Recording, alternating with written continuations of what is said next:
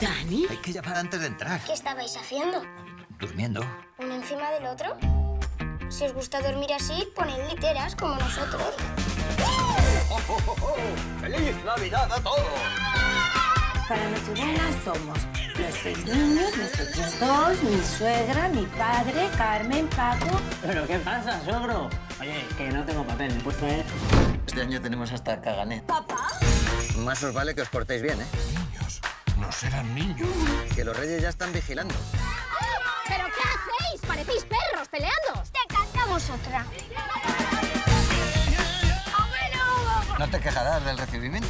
Ya nos ha dicho papá que la abuela te ha dejado. Ya nos han dicho que Pilar te ha dejado por otro. Se llama Big Bambini.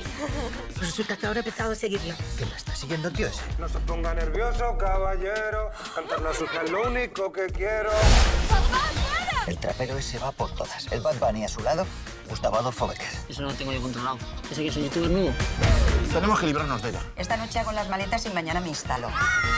No, si yo puedo evitarlo. ¿Relojante del niño Jesús? Ni se te ocurra tocarlo. ¿Pero qué le habéis hecho? Papá os va a matar. ¿Quién es el niño más que Chris? ¿Te vas a dejar vencer así, sin luchar? Yo no lo veo. Venga, salta. Esto no es una película navideña. ¿Cómo? 5 euros cada uno si te comes una cucaracha. Ya, y para acá. Esto es un negocio. Todos salimos ganando. ¡Ole! Qué crack.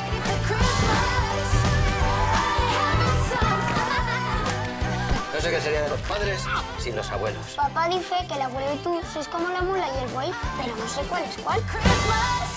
Gracias por fingir. De nada, para eso estamos.